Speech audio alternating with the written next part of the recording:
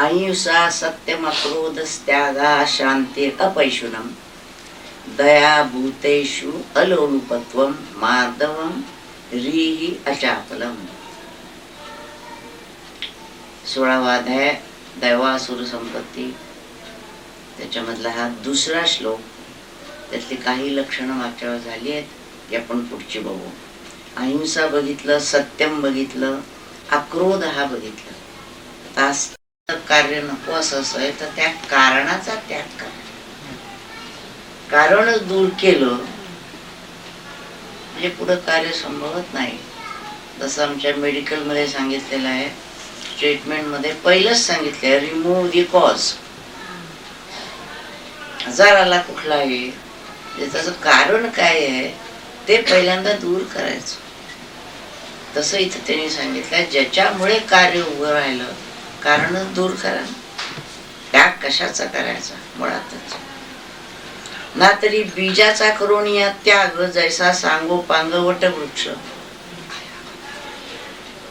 आता वटवृक्षाचा त्याग करायचा असेल तर बीजाचा त्याग करायचा. बीज नाही पेरलेलं, वृक्ष कसा आहे ना.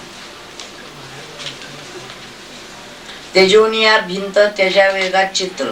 चित्र नकोय ना, भिंतच काढून टाका. घरात जर मुलांनी टीव्ही बघायला नको असला, टीव्हीच काढून ठेवायचा, म्हणजे बघण्याचा प्रश्न आला नाही. ठेवायचा आणि मुलांना बघू नको म्हणायचं, हे जमणार नाही. काढूनच टाका, त्याचा जर अभ्यास व्हायला हवा तर. स्वप्न ही विचित्र निद्रा त्यागे. स्वप्न विचित्र पडलाय, भयानक पडलाय, मग आता काय करावं? स्वप्न दूर करायचं. स्वप्न कसं दूर करणार? झोपेतून जागा करा म्हणजे काम संपलं. किती सोपं सांगितलंय, किती अवघड होऊन बसलाय. सोपी सोपी उदाहरण ज्ञानेश्वर महाराज सांगतात. आपलं वाटतं सोपं आहे की खरंय.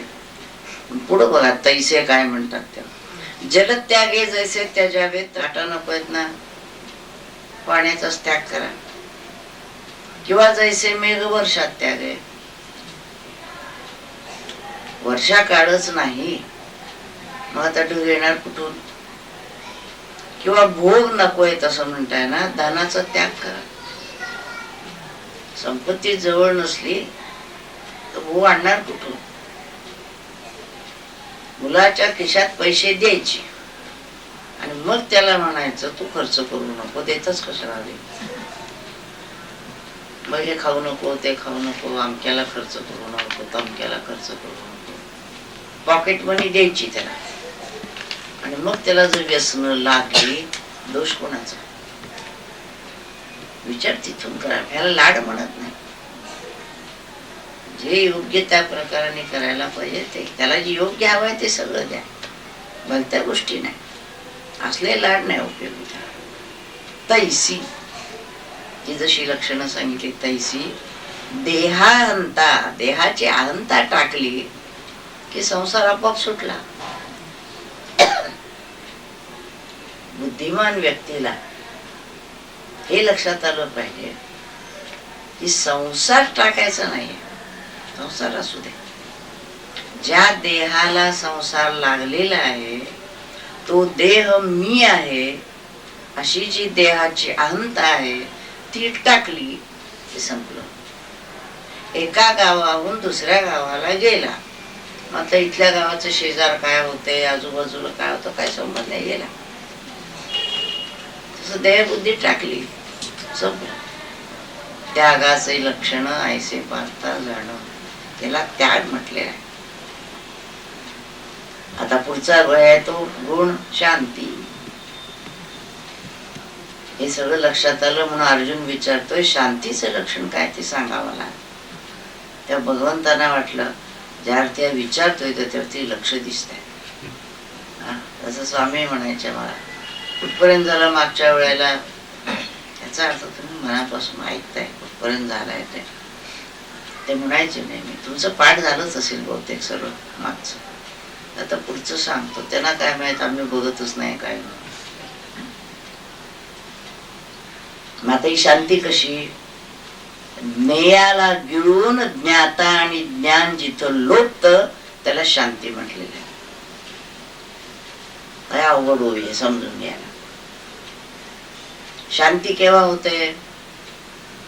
आपण शांत आहे असं म्हणतो, पण तू बाहेरच्या जगात जोपर्यंत आहोत, मी ज्ञाता आहे, काहीतरी एक ज्ञेय वस्तू आहे, मी त्याचं ज्ञान घ्यायला जाणार आहे, अशी त्रिपुटी जोपर्यंत आहे तोवर शांती नाही. आपण जागे आहोत तोपर्यंत शांती नाही आहे. कारण तो कोणीतरी असणार, तो काहीतरी बोलणार, तो ती कोण असणार. ते गाढ झोप लागली म्हणजे गाढ लागली म्हणजे स्वप्नही नाही आहे, कुणी त्रास द्यायलाही नाही आहे. मग आपण उठल्यावर म्हणतो काय गाढ झोप लागली, तेव्हा खरी त्यावेळी शांती होती. आता उठल्यावर गेली शांती. म्हणजे त्यावेळची शांती देखील तात्पुरती होती. गाढ झोप लागल्यामुळे येणारी शांती होती. इथं काय आहे, जे ज्ञेय, ज्ञाता आणि ज्ञान हे सगळं संपून जीव स्वरूपाच्या ठिकाणीच जाऊन बसलेला आहे. आणि मी आत्मा आहे असा बोध घेत असल्यामुळे आता परम शांतच आहे सगळं. आता शांती वेगळी काही मिळवायची असं राहिलं नाही. याला गुणातीताची शांती असे म्हणतात. तिन्ही गुणाच्या पलीकडे जाऊन तो बसला. दुसरी जी शांती आहे ती सात्विकतेची शांती, सत्वगुणामुळे येणारी शांती. पण ती देखील ढळू शकते. किती सत्वगुणी माणसाने पुष्कळ संयम ठेवला, पुष्कळ शांत राहायचं ठरवलं, तरी काही एखादा प्रसंग घडतो की त्याची शांती ढळते. पण गुणातीताची शांती जी म्हटलेली आहे, तिन्ही गुणाच्या पलीकडची शांती, अखंड शांत. मग एखाद्या वेळ ते जर रागावले संत, तर ते दुसऱ्याच्या कल्याणासाठी. ते शांतीवरून कधी खाली येत नाही, ते आपल्या ठिकाणी शांतच असतात. मग तात्पुरता क्रोधाचा आविर्भाव आणतात ते समोरच्या व्यक्तीचं काही कल्याण व्हावं.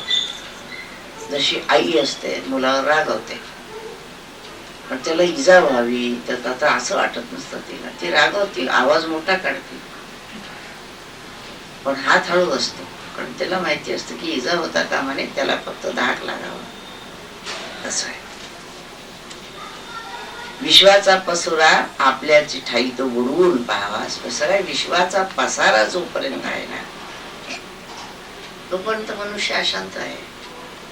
पण तो विश्वाचा पसारा सगळा आपल्या ठाई गिळून टाकला आणि बसला. एकांतात आहे, शांत आहे. आपणही म्हणतो एकांतात मी शांत आहे. दुसरा आला की काय होतं, शांती गिळली.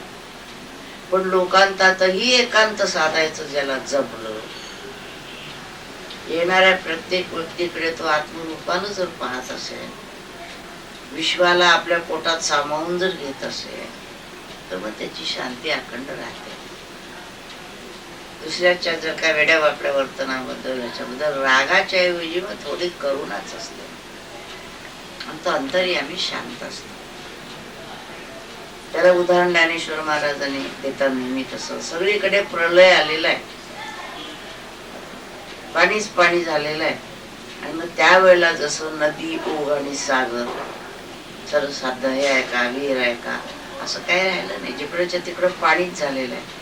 मग त्या ठिकाणी जसं पाण्याच्या एक रसतेचा बोध होतो, त्याला एक रस, पाणी सगळ्याच्या सगळं आहे त्या ठिकाणी.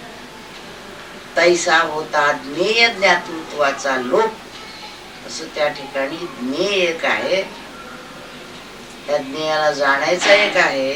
हे दोन्ही संपलं की जे मागं राहतं ते रूप शांतीचं.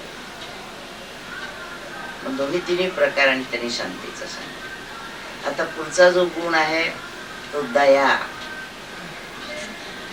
कशी दया आहे त्यांनी सांगताना बघितले. पण पीडाग्रस्त रोगी पाहिला, व्याधी झालेला आहे, आता त्याला रोगमुक्त करायचं जर असेल तर सद्वैद्य, वैद्य जो असतो, नुसतं वैद्य म्हटलं नाही त्याने, सद्वैद्य म्हटलंय. कारण वैद्य सगळे असेच असतील असं सांगता येत नाही. खरा जर तो सद्वैद्य असेल आणि आंतरिक इच्छा जर अशी असेल की रोग्याला व्याधीमुक्त करावं, असं जर असेल, तर तो समोरचा रोगी आप पर, माझा आहे का दुसऱ्याचा आहे, असा भेदभाव करत नाही. त्याच्याविषयी चिंताच मनात असते. डॉक्टर म्हणतात तसं, समोर पेशंट आला की स्त्री आहे का पुरुष आहे, गरीब आहे का श्रीमंत आहे, माझा आहे का तुझा आहे, भेदभाव नसतो. तो रोगी आहे, त्याला आपला व्याधीमुक्त करायचं, बस एवढीच एक दृष्टी असते त्याची. तो रस्त्यात पडलेला असो, आणखी कुठं असतो, तेव्हा असा मनात कधी येत नाही की आपण स्त्री आहोत, तो पुरुष आहे, त्याला हात लावायचा का नाही, असं कधी मनात येत नाही. तो रोगी आहे, त्याला आपल्याला उपचार करायचा, बस एवढी दृष्टी असते. किंवा ते म्हणतात चिखलात गाय रुतली आणि असं पाहून मनामध्ये कासावीस झाले, अरे गाय रुतली, मग ती धड आहे का भाकड आहे, तिला चिपडातून काढायचं का नाही, असा विचार करणार का तो? अरे दूध देणारी असेल तर काढा, भाकड असेल तर कशाला काढायचं, असा का विचार करेल का तो? आई जी असेल ना, तिला बाहेरच काढणार. किंवा त्यांनी म्हटलंय बुडणारा मनुष्य आहे एखादा, आणि पाहतोय एखादा बुडतोय, तो कोणत्या जातीचा आहे असं बघणार का? बुडतोय ना, काढायचा. सहज ओघाने आलेलं आहे. हे जसं सहज जमत, तसा कनवाळू जो मनुष्य आहे तो दुसऱ्यांचे प्राण रक्षण कसे करता येते एवढंच बघतो. अंतरात दया असते आणि त्यामुळे त्या दयेच्या पोटी आपण दुसऱ्यासाठी काय करू शकू एवढी एकच दृष्टी असते. आणखी एक उदाहरण त्याने सांगितलं. रानात कुठेतरी वनामध्ये एखादी स्त्री किंवा माय, आपली आई का असे ना, कुणी जर तिला अशी उघडी करून टाकली असली तर आधी तिच्या अंगावर वस्त्र घालील आणि मग तिला पाहिजे काय करायचं ते. तसं तिला पाहणार सुद्धा नाही, ती दृष्टी तशी देखील होऊ देणार नाही. इतका अंतःकरणातून शुद्ध स्वच्छ, आणि त्याच्या ठिकाणी एकच दृष्टी आहे, ती दया दाखवायची.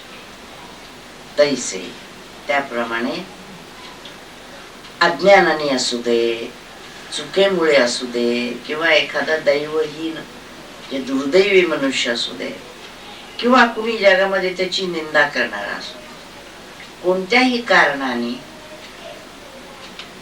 तो दुःखात असेल, कारण काही असेल, चूक त्याची असेल का दुसऱ्यांची असेल, आत्ता त्याला दुःख होत आहे ना,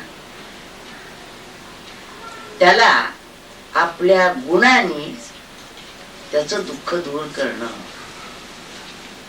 आपुले निवणे पराव्याचे उणे फेडून पाहणे त्याच्याकडे.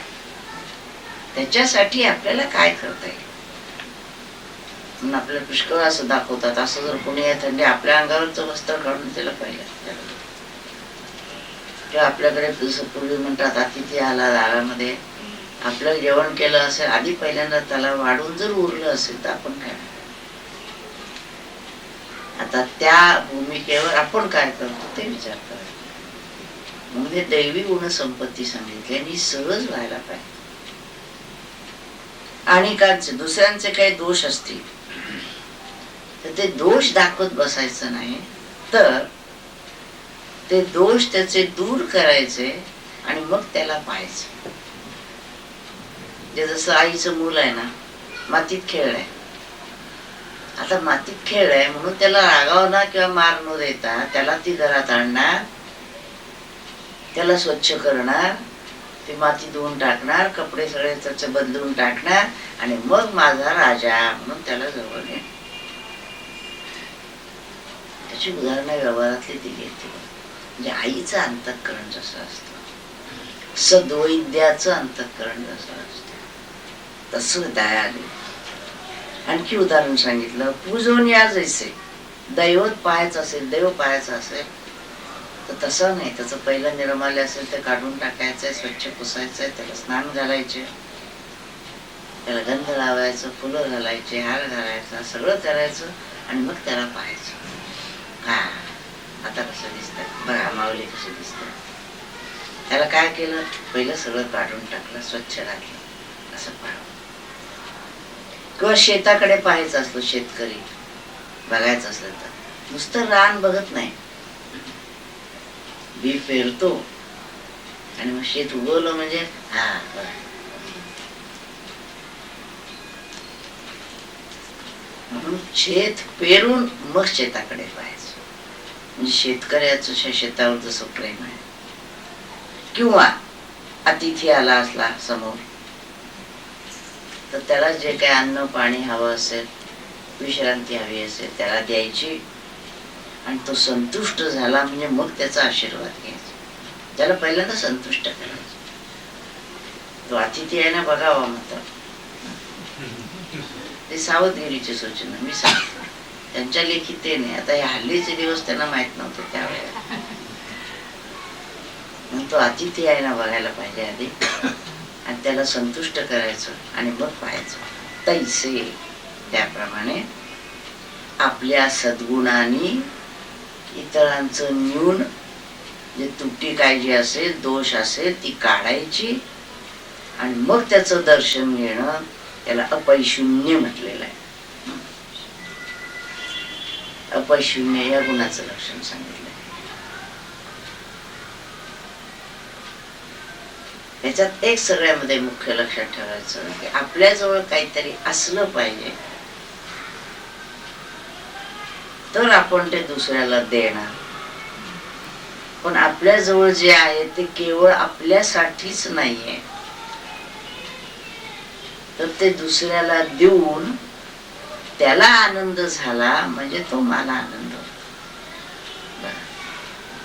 त्याला काय म्हणतात बघा. आणखी एक सांगितलंय.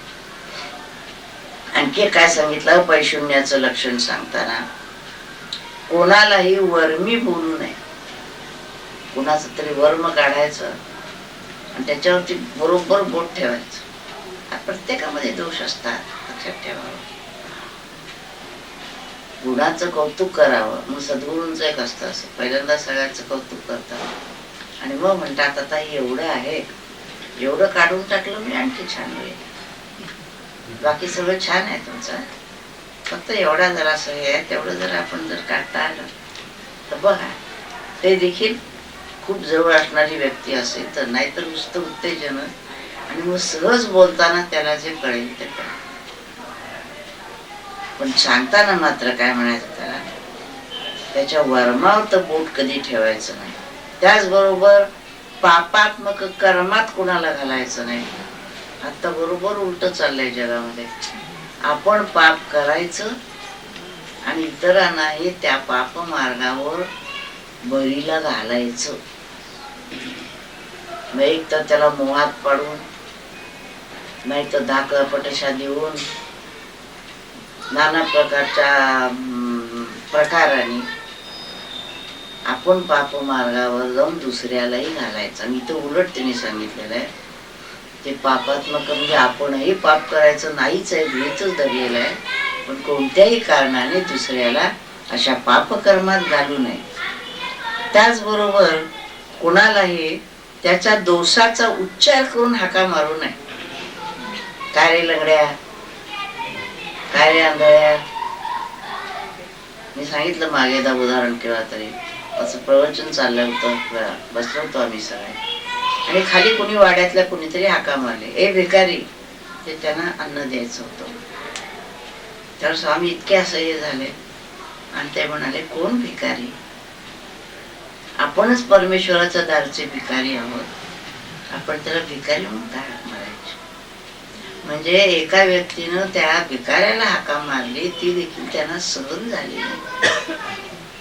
ते हे त्याचं जे वर्म होतं भिकारी म्हणून, हे बोललो कसं आपण? कोणालाही बोलताना लंगड्या, पांगड्या, केवढा आहे का, असा कसा आहे, थोटा, काही असं बोलू नये. गरीब असलं तर कोणालाही त्याचं जे काही दोष असेल तो काढून कधी बोलू नये. मग काय करावं? जसा उत्तम तसाच नीच. नीच याचा अर्थ हलक्या ह्याचा, त्याला मानावं आणि त्याच्यामधला दोष आपण आपल्या डोळ्यांनी कधीही पाहू नये. याचा अर्थ लक्षात असा घ्या की त्याच्या प्रकृतीकडे न पाहता त्याच्यातलं जे चैतन्य आहे तिथंच दृष्टी गेली पाहिजे. व्यक्ती समोर पाहिली त्याच्यातली प्रकृती दिसता कामा नये. त्या आत्म्याकडे दृष्टी गेली पाहिजे. मग आत्मा काय मुंगीचा आणि हत्तीचा वेगळा आहे? भिकाऱ्याचा आणि राजाचा काय वेगळा आहे? जो आत्मा राजात आहे तोच भिकाऱ्यात आहे, जो हत्तीत आहे तोच मुंगीत आहे. आकार वेगळा असेल. कुठली व्यक्ती समोर आल्यावर आत्मपणे त्याला पाहायचं. चांगले 65 तेच सांगितलेलं आहे. अशी दृष्टी बनणं याला पारमार्थिक दृष्टी म्हटलेलं आहे. ही दृष्टी आली पाहिजे. जसं आपण उदाहरण दिलं, तसं वैद्याने आला समोर कसलाही पेशंट ऍक्सिडेंट झालेला आहे, अशी कशी गाडी चालवली, नीट चालवता येत नव्हते का वगैरे, आधी त्याला दुरुस्त करा पहिलं आणि मग विचारा त्याला काय झालं काय नाही, किंवा कशाने तो आजारी झाला त्याच्याबद्दल जर बोलायचं असेल तर मागणं बोला, काय चुकलं म्हणून आजारी झाला. आता त्याला पहिलं बरं करायचं. असं हे आहे. उत्तमासरिका नीच मानावा म्हणून हा दैवी गुण आहे, त्याला अपरिशून असं म्हटलेलं आहे. आपल्या मोक्ष मार्गावर एक प्रमुख साधन आहे. एकापेक्षा एक वर वर वर गुण चाललेले. आपण सामान्य गुण सुद्धा आपल्या अंगात येताना अवघड जातात. नाही तर मोठे मोठे गुण आहेत, पण समजल्याशिवाय आपल्याला काय करायला पाहिजे लक्षात येत नाही. किती ध्यान केलं, किती नाम घेतलं, याच्यापेक्षा सुद्धा हे गुण आपल्या अंगात येत आहेत ना बघायला पाहिजे. आता पुढे आता दया नावे. आता दया हा गुण आता आला, दैवी गुण आहे. कसं सांगितलं त्याने दया? पूर्ण चंद्र, पौर्णिमेचं चंद्र आहे आणि त्याचं चांदणं पडत आहे. मग ते जसं लहान आहे का थोर आहे असा विचार न करता सर्वांना सारखं आहे ना. तर राजवाड्यावर चांदणं पडत आहे, झोपडीवर पडत नाही असं आहे. चांदण्याचा प्रकाश सर्वांच्यावर सारखाच पडतोय, सर्वांना आनंद देतोय. तो झोपडीत बसून देखील तो चंद्राकडे बघतो, वा काय छान आहे पौर्णिमेचं चांदणं. राजवाड्यात बसून येतो म्हणाल काय पौर्णिमेचं चांदणं. तो जसा फरक करत नाही त्याप्रमाणे तैसे हा दयालुत्व हा जो गुण आहे, ही दया दाखवताना तो या दुःखितांचा शीण दूर करताना हा श्रेष्ठ आहे का हीन आहे असं काही फरक करत नाही. सर्वांच्या ठिकाणी त्याची दया ही सारखीच असते. आणखी एक उदाहरण त्यांनी दिलंय. पाणी जे आहे ते पाणी आपलं सर्वस्व देत आणि ज्याला तहान लागलेली आहे त्याला शांत करत. पाणी देखील म्हणतं असं वाटेल त्याला, नाही आहे मी तहान भागवणार, मी काही ठराविक लोकांची तहान भागवण्यासाठी रिझर्व आहे असं काय नाही. ते सगळं माणसाने केलं निर्माण. निसर्गाच्या ठिकाणी असं काही नाही. त्याप्रमाणे पीडा होती हे असं पाहिल्यानंतर मनामध्ये अत्यंत कळवळाने पसत आणि मग त्याच दुःख दूर करायला प्राण सर्वस्वाचं दान करायला तयार होतो. सगळा प्राण सर्वस्व दिलं तरी कमीच आहे त्याचं दुःख दूर करायला असं वाटतं त्याला. माझं सगळं आहे तेवढं सगळं मी देईन, काही करून त्याचं दुःख दूर झालं. काय केलं असता दुःख दूर होईल एवढी एकच तळमळ त्याला लागलेली असते. त्याला उदाहरण पुन्हा एक आहे की पाणी जसं वाहत असलं आणि वाटेत जर खड्डा असला तर पाणी असं म्हणत नाही की खड्ड्याच्या बाजून जाऊया. ते खड्डा भरतो आणि मग पुढे जात. तसं कोणाचं वर मन निवून काही असेल तर पहिलं पूर्ण करायचं मग पुढे जायचं. तसं मग पीडित माणसाला पहिलं संतुष्ट करायचं आणि मग त्याला भेटायचं. तो पीडित दिसतोय ना, त्याला काय हवं? अन्न हवंय, पाणी हवंय, आजार झाला म्हणून औषध हवंय, पहिल्यांदा द्या. आता तो शांत झाला. मग आता विचारा कोण आहे बाबा, काय नाव, कुठं आला, काय झालं, चौकशी करा. त्याला आणखीन काय हवाय द्यायला बघा.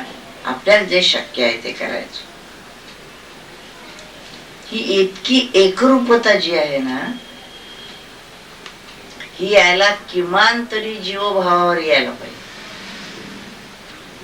देहभावावर जोपर्यंत आहे तोपर्यंत मी नेहमी म्हणते तसं पॅरालिसिस झाल्यासारखा मनुष्य असतो. कुणाच्या दुःखाने याला काही वाटत नाही, दंड झालेला आहे. आणि जीवभावावर असला म्हणजे मग रस्त्यामध्ये कुत्र जरी गाडी खाली गेलं तरी आपण चटकन म्हणतो अरे का बरं, ते गाडी खाली गेलं, तुम्हाला काय झालं? त्याला जे दुःख झालं ना ते मला जाणवत आहे, मला दुःख होत आहे. मूल रडायला लागलं, आईच्या डोळ्यात पाणी येतं. तसं पण मुलाला झालेली व्यथा जी आहे ते आईच्या हृदयात कळ उठवते. म्हणजे हे जसं जीवाच्या अंगाने एकरूपता आहे, तशी जीवाच्या अंगाने एकरूपता आली म्हणजे हे लक्षण येतं. आत्म्याच्या अंगाने आल्यावर तो येतच येतो, पण किमान जीवभाव तरी पाहिजे. पायाला काटा पोचला म्हणजे मस्तकापर्यंत कळ येते. आपण जर असं म्हटलं तर पायाला पोचलाय, मला काय करायचं? अहो पण पाय माझा आहे. पायाला पोचला म्हणजे माझा पाय येतो, हा म्हणजे संवेदना आहे. तर संवेदना शून्य बाधेरी आलेली नाहीये, पण आज समाजाला बाधेरी आलेलं आहे. कोणाच्या दुःखाचं काही वाटत नाही असं झालेलं आहे. आणि आज नाही, अनादी काळापासून स्थिती आहेच कमी जास्त प्रमाणात, त्याचं दुःख संताना होतं. आणि म्हणून ते आपल्या पुढे ते विचार मांडत असतात. नुसते विचार मांडत नाही, त्यांचा अनुभव ते ठेवत असतात. हे जे गुणांचं वर्णन, जे गुण साक्षात ज्यांच्यामध्ये प्रगट होते, अशी ज्ञानेश्वर माऊली वर्णन करते. डोळ्याला शांत वाटावं मग पायावर पाणी घेतलं जातं. स्वामींची ती सवय होती. दिवसातून 10 वेळा 15 वेळा 20 वेळा जायचे पायावर पाणी घेऊन आणि मग म्हणायचे त्या. म्हणून मला चष्मा लागत नाही अजूनही. मी डोळ्याला पाणी मारतो, तोंडावर पाणी मारतो, पायावर गार पाणी घेतो. स्वामींनी देखील शेवटपर्यंत चष्मा लागलेला नव्हता, नुसतं वाचलं. म्हणजे पायाला जर तुम्हाला गारपणा दिला तर त्याची शीतलता डोळ्यापर्यंत पोचते, कारण एकच आहे ना. तसे आता महत्वाचं, दुसऱ्याच सुख पाहून याला सुख होतं आणि दुसऱ्याच दुःख पाहून याला दुःख होतं. हे सत्वगुणाचंही महत्वाचं लक्षण सांगितलंय. सात्विक मनुष्य असा असतो की दुसऱ्याबद्दलचा कळवळा चटकन मनामध्ये येतो. पण दुसऱ्याचं सुख झालं, आनंद झाला, त्याला आनंद होतो. काय झालं, मुलगा पास झाला, वा छान, आनंद झाला, बरं. कोणत्या गोष्टीनं तुम्हाला आनंद झालेला असं जर विचारलं तर त्याच्यामध्ये त्यांना आनंद वाटतो. वास्तविक ज्ञानी पुरुषाला माहिती असते सगळं स्वप्नवत आहे, परंतु त्याचा सुख जे आहे ते द्विगुणित करण्यासाठी हेही त्याच्या सुखामध्ये सहभागी होतात आणि दुःखात सहभागी होऊन त्याचं दुःख कमी करायला मदत करतात. आणि सामान्यतः माणसं जी असतात ती बरोबर उलट, दुःख झालं की त्यात भर घालायला येणार आणखी, आणि सुख असलं त्यात काय म्हटलं सर आम्हाला असंच आहे, आमच्याकडे आहे सगळं. ते जे सुख आहे त्याच्याबद्दल त्याच्या सुखामध्ये आनंद मानणार नाहीत, तर उलट न कळत मत्सर येणार पोटामध्ये, म्हणून ते नाही उपयोग. आणखी विशेष काय सांगणार म्हणतात, तहानलेल्याला जसं पाणी असतं तसं दुःखिताला सांत्वन करावं यासाठीच त्यांचं जीवन असतं संपूर्ण. कशासाठी हे जगतात असं जर विचारलं तर दुःखितांचं दुःख दूर करण्यासाठीच त्यांचं जीवन असतं. त्याला मूर्तिमंत दया असं म्हटलेलं आहे. दया इन्कारनेट बघायचं असेल संतांना बघावं. ज्यासी अपंगिता नाही त्यासी धरी जो हृदयी, तोची साधू ओळखावा देवते त्याची जाणावा. साधूचं लक्षण चांगलं, ज्याला गरज आहे त्याला पहिल्यांदा धावणार. आपण जेवायला घातलेल्यालाच आग्रह करून आणखी जेवायला घालणार. तो सांगत असतो, हो आता चहा घेऊन आलो मी, आता जेवण आलो, असू द्या आवड घ्या. मगाशी ते भांडीवाली म्हणत होती थंडी आहे तिला नाही तुम्हाला चहा करू देवला, आणि ज्या तर नको म्हणतात त्याला आग्रह करून हा व्यवहार. आणि संत बरोबर त्याच्या उलट, व्यावहारिक माणसाच्या बरोबर उलट म्हणजे संत. ज्याच्याजवळ पैसे आहेत ना आणखीन त्याला देणार आहे, आणखीन त्यांना शोभेसा नको काय त्यापेक्षा गरीबा घरचं लग्न आहे त्याला द्या ना तुम्ही, तेवढी त्याची अडचण दूर होईल. आपण ते परत येत नाही. मग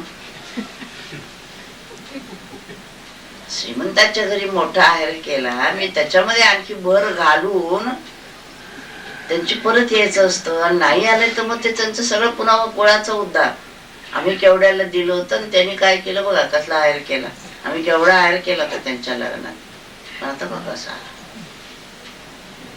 जे दिलं आहे त्या अपेक्षेनच परत मिळावं.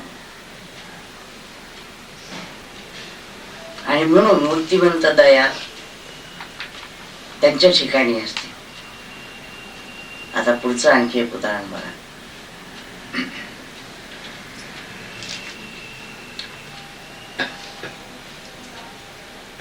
कमळ असत, ते भास्कराला म्हणजे सूर्याला सर्व काही अर्पण करते. पण भास्कर म्हणजे सूर्य त्या कमळाच्या सुगंधाकडे लक्ष देखील देत नाही. जे देणार आणि सगळं दिलेलं आहे पण त्याचा भोग घेण्याकडे देखील लक्ष नाही.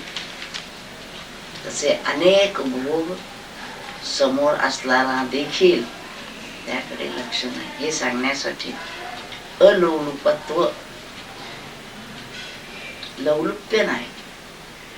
आणि लवलुपता ज्याची असते तशी कोणाकडे गेले त्यांनी सहज जरी दाखवलं, अहो साडी नवीन, हो का बघूया, लगेच मनात वाटायला लागतं अशी आपण घ्यायची. पाहिलं की लगेच. कोणाकडे गेलं गाडीचा बघितला, वा छान आहे, कुठे घेतला, तेवढ्याला घेतला, मग मनात आता पुढच्या वेळा आपण घ्यायचं. म्हणजे जिथं जातो दृष्टी पडते ते घेऊनच यायचं आतमध्ये अंतःकरणात.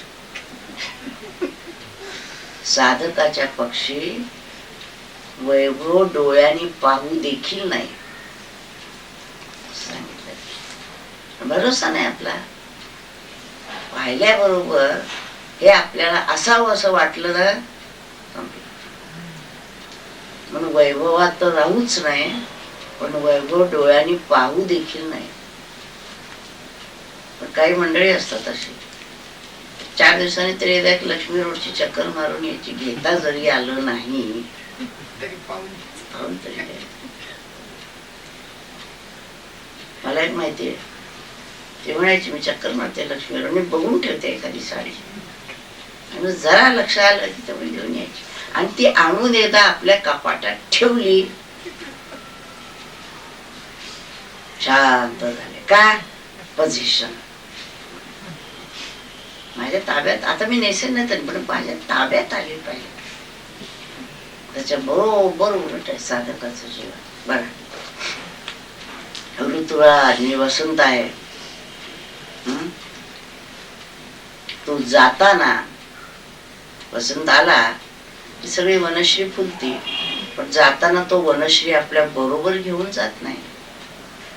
अहो मी तर आणले सगळी फळं फुलं वगैरे सगळे, जाताना 2 खाकोटीला मारून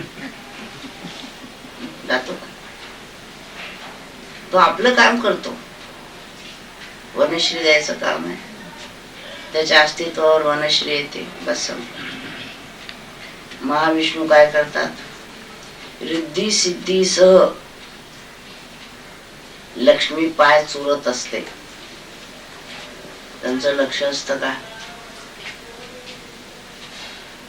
आपलं नोटा बघितलं की हा ब्रह्मानंदम परमसुखदम. कशामुळे? नोटाचं. कशाने बरं वाटत नाही ना, मग ते जरा असला थांब आता नोटाचं पुढं कसं डोळ्यापुढे फिरवा, यांनी बरं वाटतंय का बघा तुम्हाला? औषधांनी बरं वाटत नाही ना, मग आता नोटाचं पुडकं समोर पाहून तब्येत सुधारते का बघा जरा. म्हणून त्यांनी म्हटलंय की एह आणि पर, एक आणि पारत्री सगळे भोग जरी प्राप्त झाले तर ह्या मनामध्ये सर्वापासून अलिप्त असतो. त्याच कारण दोन. एक म्हणजे हे भोग आहेत हे नश्वर आहेत हे माहिती असतं, त्यामुळे त्याची दृष्टी त्याच्याकडे जात नाही.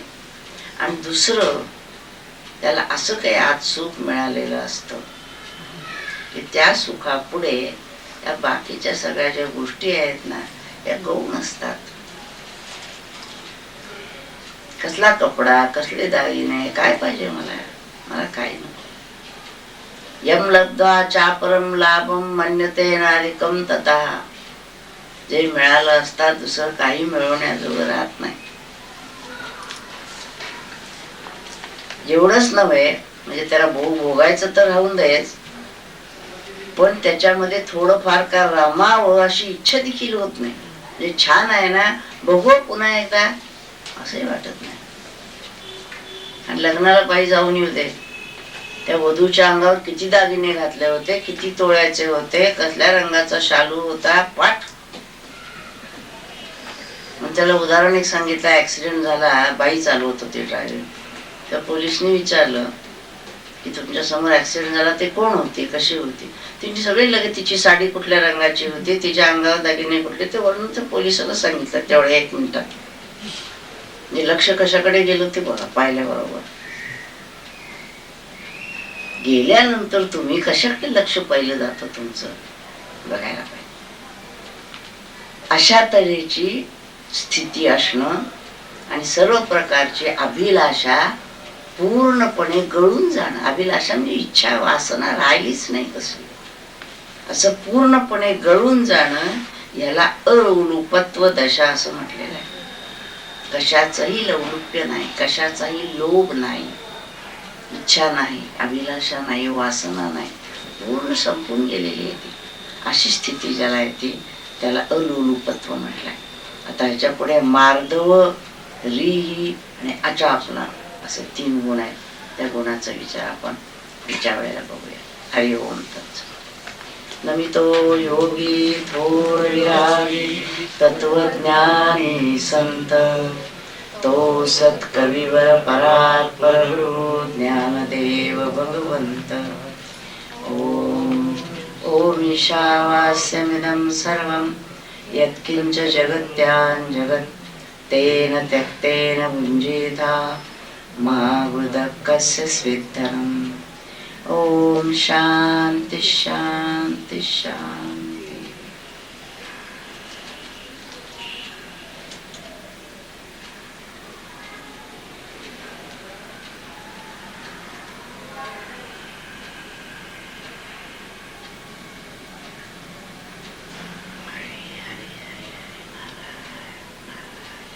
गुरुदेव, माऊली, ज्ञानराज,